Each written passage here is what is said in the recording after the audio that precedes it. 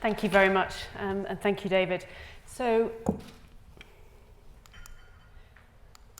this slide here is from Information is Beautiful, and it's a visualization of the scale and severity of global hacks. So one thing is certain, and I'm sure you've discussed this already today, that companies and individuals in this city are under attack right now. And we also know that because clients are coming to us at Finsbury more and more to either help them prepare or because they've got an issue right now. And this is something we're seeing much more of. So as we've heard today, attacks vary in scope from individual fraud that you see in your inboxes every day. I had one from Hugo Boss this morning, right through to corporate takedown like Sony. Mossack Fonseca was a leak, not a breach, but from a communications perspective, the source of the breach is broadly irrelevant. What does matter is the way that you handle the breach, because this has got the potential to seriously impact your reputation.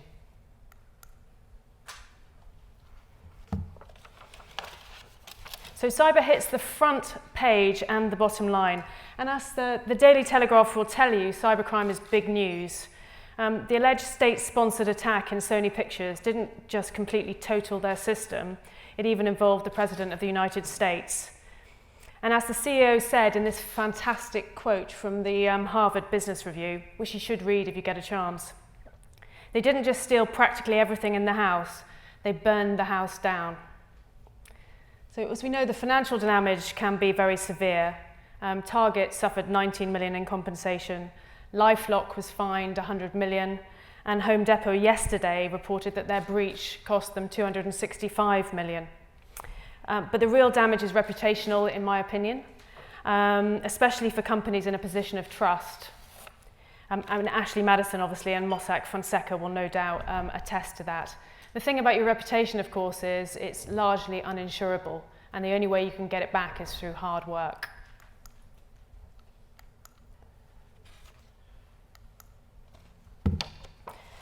So we know from research that many companies are just not prepared, and I know you've talked about that a bit today.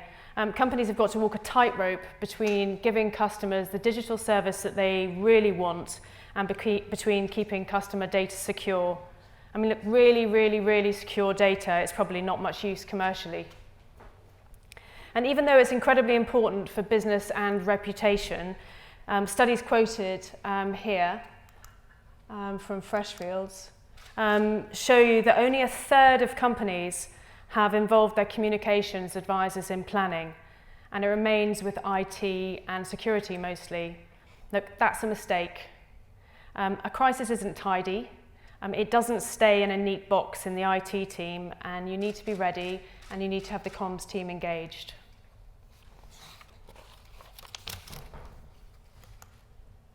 So you're the CEO, it's 4 o'clock in the morning, and the phone rings. Greg, your CIO, is on the line, and he tells you that a massive attack took down the global website. Do you think CIOs don't look like that? And he says that the attack has stopped, but there's been a breach of the server where your client information is kept. So how do you respond? Greg who? What's the DDoS? Where's our IP server kept? Did anybody think to ensure this stuff? And who do we call about this, Greg? I mean, basically, you should already know the answer to all these questions and many, many more. And as I heard in the last session, if there's one thing you should take away from today, it's the importance of being prepared. If you haven't started planning, do it now. If you have started planning, then go back and test it. If you only start to think about your cyber response when you find out you've had a breach, then it's already too late. And ultimately, a failure may tip an operational crisis into a potentially fatal reputational crisis. So what is the right response? You need to get the right culture in place. It has to be a board-level commitment. It has to start at the top. In our view, you've got to understand the human element, because people matter as much as technology in this particular circumstance, and investment in training and education is as important as investment in hardware. And you also have to understand what's at risk. Boards need to ask themselves, what's the worst that could happen? I mean, I know when I think about my business, that's slightly concerning. But thinking about the Sony example, where films were being released, gossip about the stars was online, and they were trying to run their business without email. I think they were running it by carrier pigeon at one stage. And it's certainly a sobering thought for most service industries. So you need to have a broad-based team in place, and it has to encompass legal, communications, operations, and IT. And you have to know which external experts and regulators you need to call in. But from experience, lawyers can often be a roadblock to effective communications in these situations because they're very, very worried about the litigation that might ensue, and that's absolutely right. But if you've got a team in place that trust each other and you've set that up in place beforehand, then you can avoid those kind of issues. And that's the same for any crisis that you might face in your companies.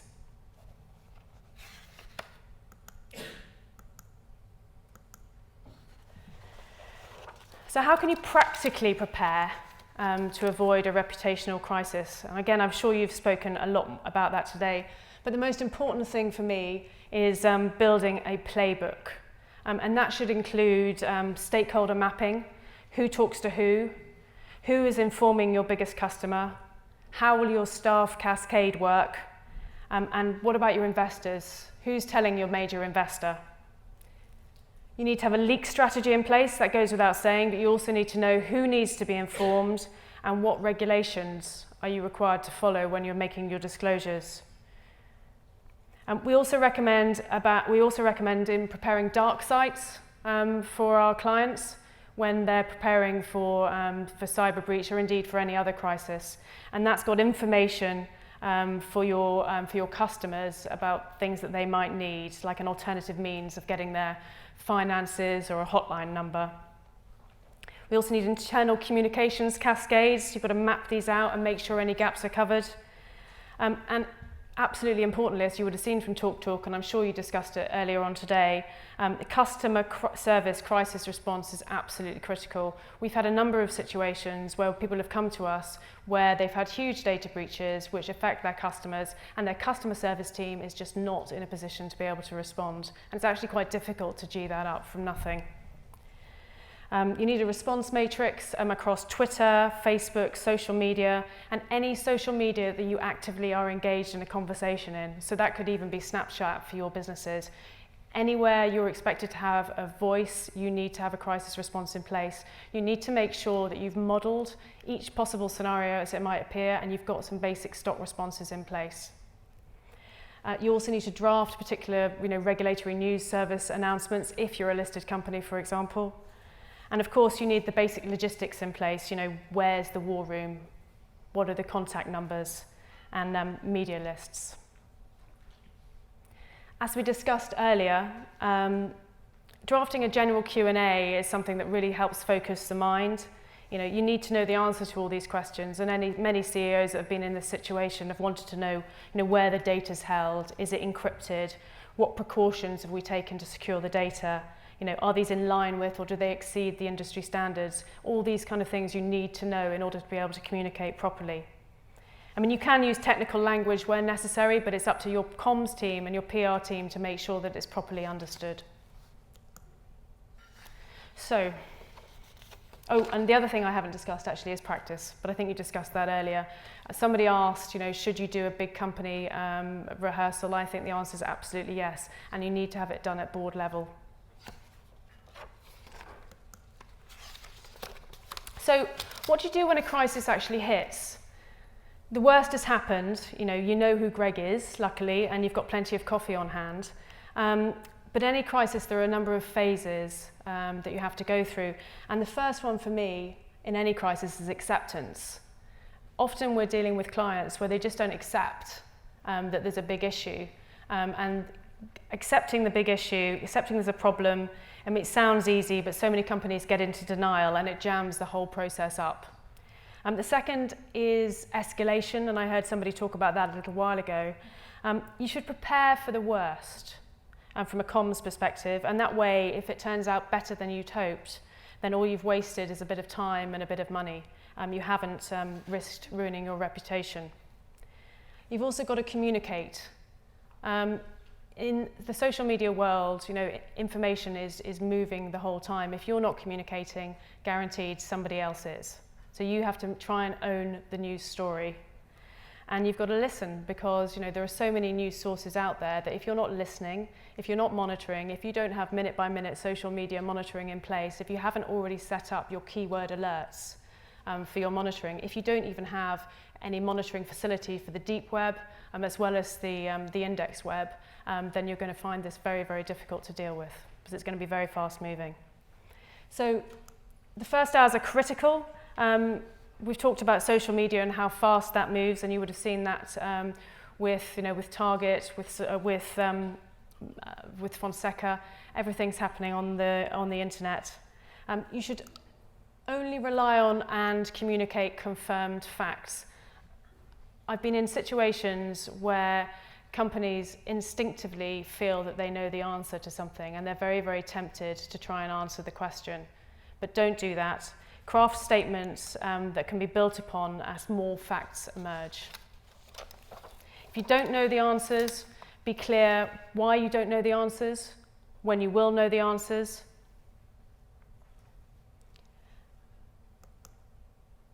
And so important, and this is one of the reasons why training is very important. Once you've decided who your spokesperson is going to be, and even indeed whether you're going to put somebody up for interview, just teach them how to speak human. I mean, you've got to be able to demonstrate compassion and concern through your words and action. You've got to be able to admit mistakes if they were yours, and this is where the relationship with the lawyers is very important, because they won't want you to do that. And ultimately, you've got to be able to say sorry. If you've done something wrong, or you've risked your customers' data, then you've got to be able to say sorry. And you can take the legal response because ultimately you don't want to risk years of litigation. However, by that stage your reputation might be past saving. And for me as well, you've got to treat the media as a means to getting your message across, not as enemies in this situation. And again, assess, reassess, and adjust. Is your message working? So I don't know whether you've discussed much of this today, but disclosure is a very vexed question for all of our clients. I mean, I think most companies' instincts, rightly, is to try and deal with these issues behind closed doors. And as an advisor, one of the key judgment calls we have to help the clients make is whether or not to disclose. I mean, look, inevitably there's a trade-off between what you're legally obliged to disclose and what you should morally disclose for the sake of your customers. And also, whether you feel ready to announce. Have you got all those systems in place? People like instinctively to make decisions with the full details in front of them, but that never happens in a cyber crisis or in any crisis, and you have to take calculated risks. So you have to think about these key questions. What are you obliged to disclose legally? What are your commitments to the Information Commissioner, to the Financial Conduct Authority, and to the Stock Exchange? What are your possible legal or insurance contract requirements? When do you need to disclose by? I mean, that's not a black and white decision, and often you might be able to buy yourself some time there to get a more fully formulated response. What are the regulatory requirements? Is there an imminent danger? Is media speculation meaning that you have to get out and make a statement and disclose there? Is your share price falling, or are customers reacting badly? Also, we need to know what your position is. Are you the victim of any crime? And have you failed in any way? And as we discussed before, should you apologise? And can you deal with the circumstances? So all of these questions you have to take into account when you're making that crucial decision when to disclose. I feel sorry for picking on talk, and I'm sure lots of people have today, but it's probably the best known example when it comes to the issue of disclosure. I mean, I think Dido Harding was generally very, very proactive in communicating with her customers about the loss of data, and that was absolutely commendable. She did all the right things from that perspective. But while the intention was undoubtedly worthy, there were definitely flaws in the strategy. I wasn't here for the previous speaker, but in my view, the first flaw was the proportionality of her response.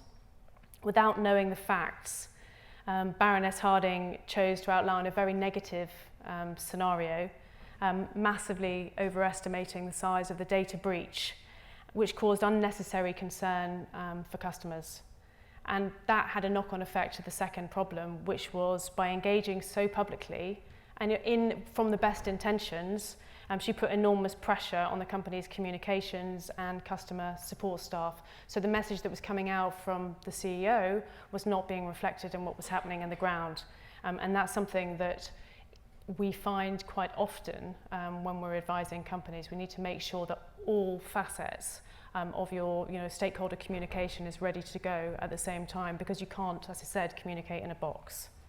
The graph is also quite interesting because what it shows you is the social media mention. The blue line is the social media mentions there. So over 150,000 social media mentions during the height of the crisis. And then, inevitably, if this goes public, if it's a major data breach from your perspective and you've handled it very well, it's still going to impact your reputation. So you need to make sure that if you're unlucky enough to be hit, it's important to start switching fire and start to rebuild the narrative around your company, to try and change your Google front page, try and put some more positive stories on there. The first thing you've got to do is you've got to deliver on the promises that you made during the crisis, because people will test you on those. And you've got to start to rebuild a positive, proactive story. Keep talking to people. I mean, the biggest mistake that clients make during times of crisis or times of change is they get a bit insular and they shut up shop and they stop talking to their stakeholders, and that's a mistake. And ultimately, we saw it with Thomas Cook, for example. One business that had a particularly difficult crisis, and not a cyber crisis. You can use your higher profile in order to generate more positive news stories about you and to engage more with your stakeholders. Undoubtedly, compensation plays a key role in your cyber, in getting your reputation back after the incident, but you can't get away from the fact that customers will rightly feel that you've let them down in some way, albeit we saw how many cyber attacks there are around. They still will feel personally about it. And the right compensation program will definitely help rebuild your reputation. So for me, the sort of key takeaways are preparation.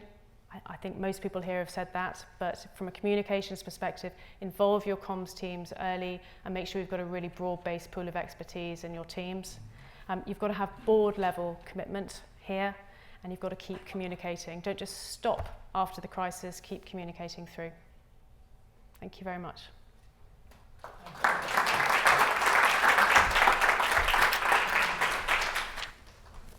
Right, well, thanks very much indeed. We've got about 5 minutes. I'm just going to ask, probably just a quick one here.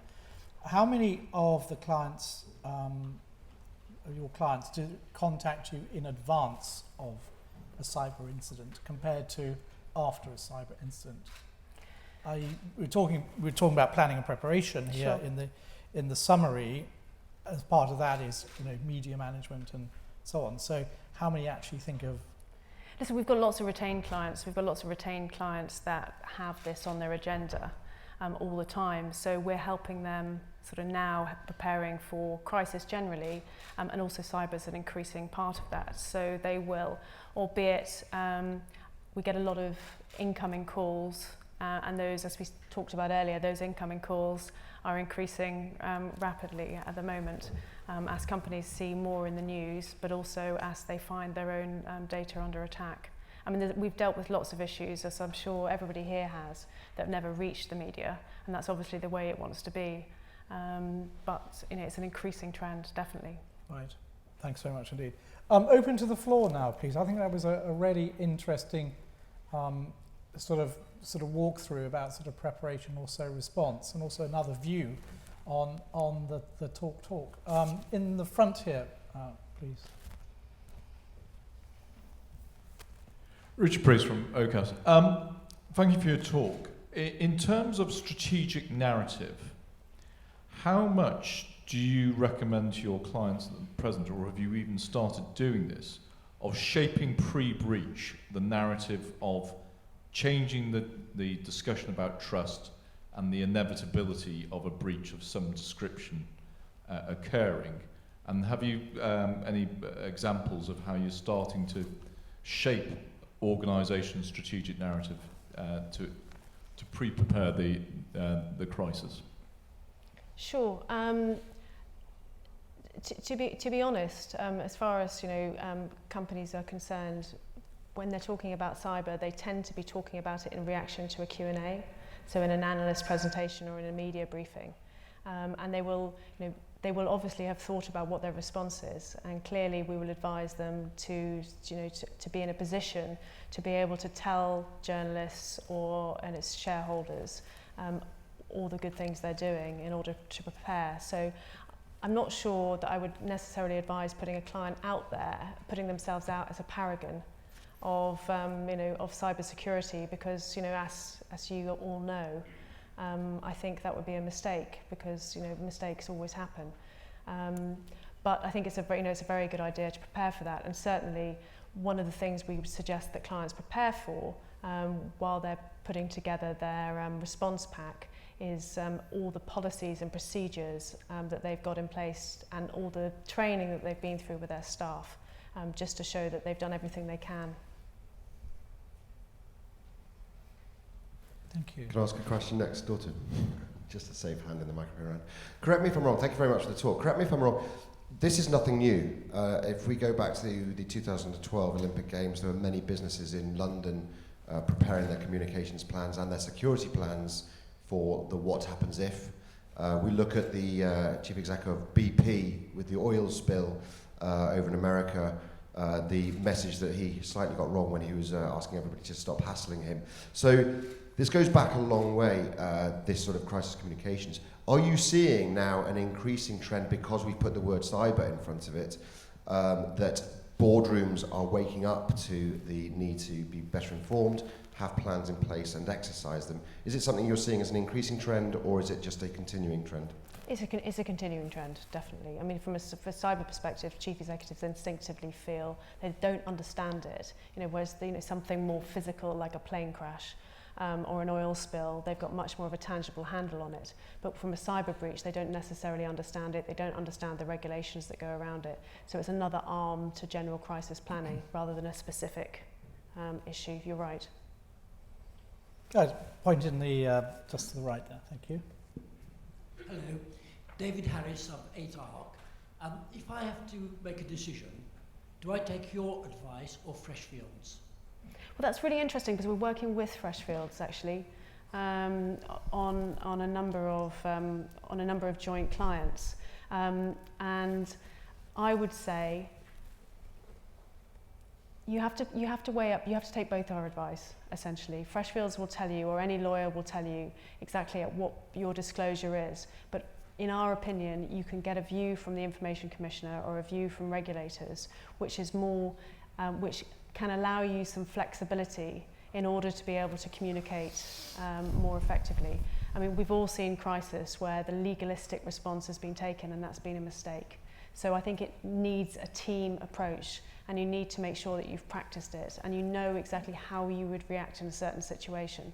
And we all know chief executives that bitterly regret not saying sorry.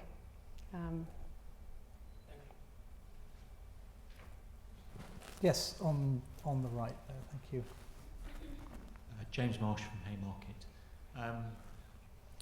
If we go to mandatory reporting of events, 6 months, 12 months after the mandatory reporting period starts, will this just become a non-event, non-story, another data breach? Will it lose any significance?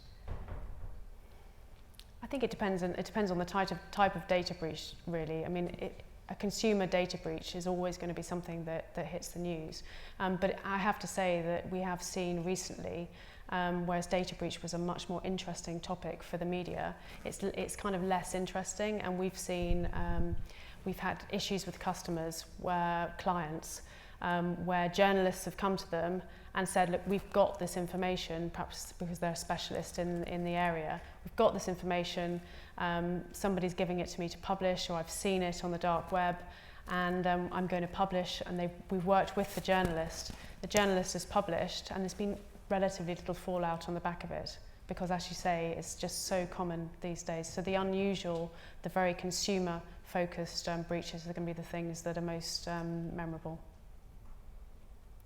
Right, I think I'm going to draw it to a close there, just with one final remark, and you raised the point about the oil spill in the Gulf of Mexico, quite rightly, because here is another attack on a reputation, which was a trending story that the company involved didn't actually pick up and was able to repudiate or put any defense mechanisms in place as the story trended overnight. This was about, I think, the chief exec getting into his boat and sailing around the Isle of Wight as the Gulf of Mexico was filling up with oil. What they didn't have was anything monitoring social media. And as the stock markets opened up, as the sun rose around the world, is they were wondering why their share prices was taking a dive on every single stock market around. So there is another form of cyber attack, which is almost like a social, like a crowdsourced cyber attack, but just basically the power of social media to bring some risk to the company value and so on. Right, thank you very much indeed, Faith. That was an excellent discussion on the masterclass. And so into our final panel. Thank you very much indeed.